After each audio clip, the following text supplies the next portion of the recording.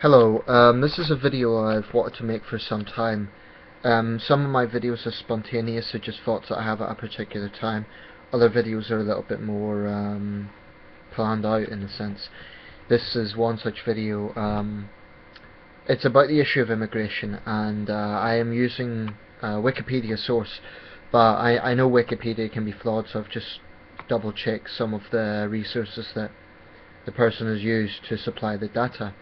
The resources are just looking below: World Population Policies 2005, Place of Birth of the Foreign-Born Population 2009, United States Census Bureau.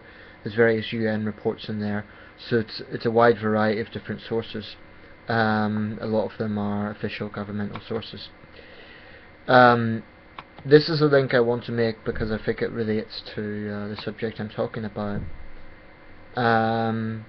And I'll discuss this a little bit first, because I think it's important.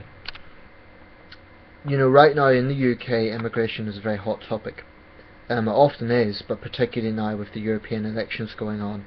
Across Europe, parties that have been anti-EU enlargement or anti-immigration have done pretty well. UKIP in Britain has done pretty well. They're not strictly an anti-immigration party, but they have often been accused of racism, which their leader has vigorously denied, I should say. They're not against immigration from Commonwealth countries, they're against EU immigration.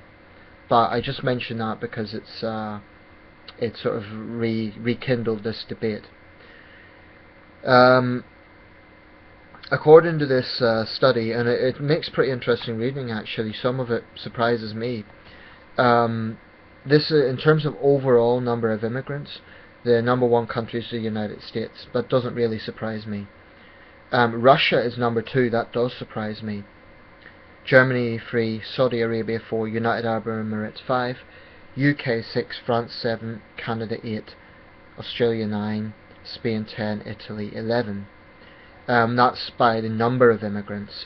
To give you some of those figures, the United States, 45,785,090. This is a 2013 report based on the UN report Trends in International Migrant Stock, a 2013 revision. So this is the most recent one I could find. Russia, 11,048,064. That intrigues me. I do wonder where a lot of those immigrants come from. I'd imagine Central Asian republics. I have heard a lot about, for example, Uzbeks and so on in Moscow and St. Petersburg. Germany is third, by far the highest in Europe, 9,845,000. Saudi Arabia, 9,060,000. The UAE, 7,826,981. The United Kingdom, 7,824,131. I'm going to focus a little bit on the UK statistic there, because I'm British. As a percentage of our population, that amounts to 12.4%. 12.4%. Or to put it another way, that's 7.8 million. That's a little bit smaller than Greater London.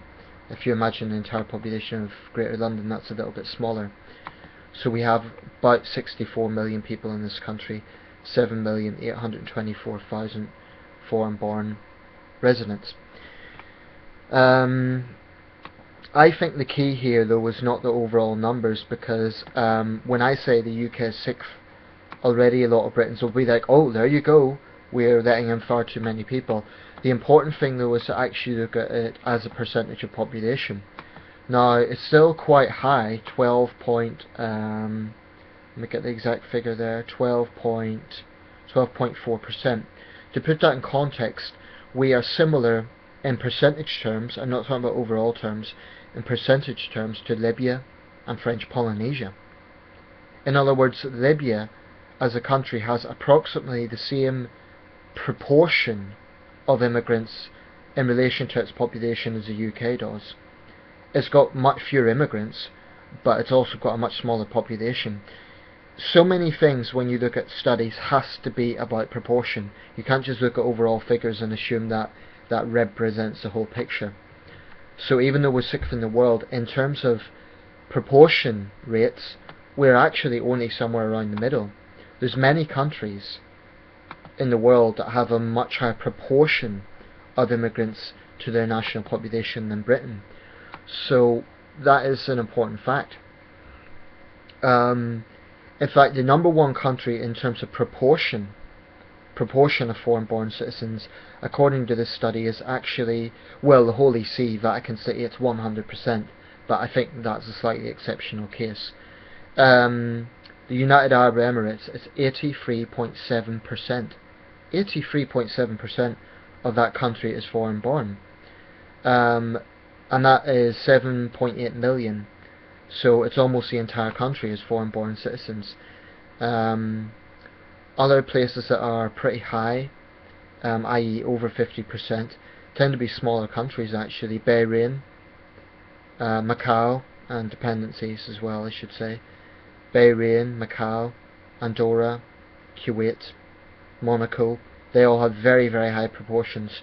There's a number of countries float around 50% mark, which is still pretty high as a percentage of population. Some of the Western or countries with a Western culture, for example New Zealand, is 25%. That's a lot higher than the UK. Where else do we have? Estonia.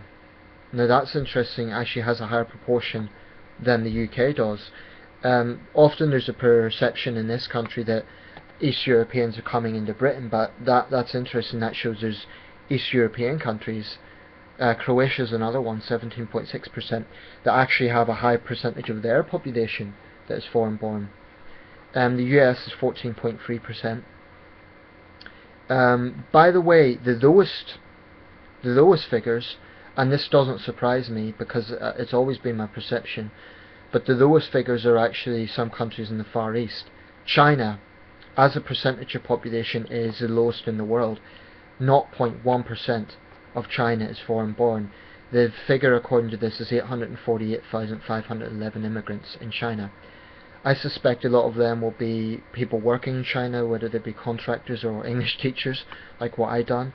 But China is a country that has a reputation for being pretty hard line on immigration, and the most prominent example of that is when North Korean refugees try to get into China, they're basically just sent back.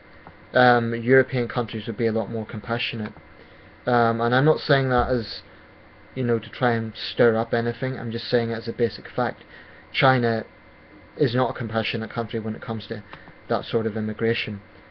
Then again, it's a fairly authoritarian country itself.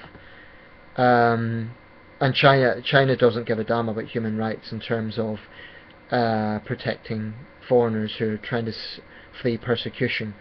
That's not China's motivation. China's motivation is trade, relations between nations, whereas the difference with Western nations is that's also important, trade and good relations, but Western nations feel a humanitarian commitment as well. I think that's a key difference. Indonesia and Vietnam also have a very, very low percentage. North Korea, ironically, is slightly higher, 0.2%. Whether that be South Korean defectors, I don't know where that would come from. Maybe Chinese working there, I'm not sure. A lot of Asian countries in the list. The countries that tend to have the lowest number of immigrants as a percentage of national population tends to be countries that are very politically unstable or violent, such as Somalia, or countries that are in the Far East. Brazil, interestingly enough, is very low. It's 0.3%, just over 500,000 immigrants in Brazil, and that's in the world's, I believe, 5th largest population. And yet, Brazil is a very, very diverse country. So diversity doesn't necessarily mean foreigners. Diversity can mean internal diversity. I mean, China is also diverse in the sense that it has 56 ethnic groups compared to the much more homogeneous South Korea and Japan. So there's a lot of different things to look at with this, but I think it is worth looking at because the UK is only somewhere around the middle. So, some British people tend to believe that we are overrun by immigrants. It's not the case. I mean, I live in a city of 190,000. I guarantee you the vast majority of people here are locals. There are certainly foreigners here. There are overseas students at the university, I would guess perhaps a fifth of the university's student population, maybe a little bit less than that. And there are foreign doctors and nurses from, for example, the Philippines, India. But I would say the vast majority of this city, Sunderland, is British. So this is not a blanket case across the country, and I think people need to be aware of that. I want to speak a little bit about my perspective as a centrist, and I kind of want to say this within the time frame. I don't really want to go into another video, so I'll try and get to the point. I find in this debate there's two very vocal sides that take hold of the debate. On one hand, you have the far right who stir up hostility towards immigrants. They scapegoat immigrants for everything, like i.e. they're coming here, they're taking our jobs, and that is fueled by the right-wing tabloid press, who are complete hypocrites. They will denounce the far right, and yet they actually fuel the far right with their distortion. I despise that. I despise the fact that they are distorting the figures, and they're not showing both sides. They're not talking, for example, about the number of Britons going to work in other countries, and they're not talking about a lot of other factors. So basically that's what the tabloid press do. They distort.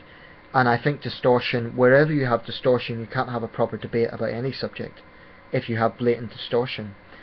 And you can't underestimate the power of the tabloid press. When they have beaming headlines like another 100,000 illegals come here, something like that, it has an impact on people's thinking.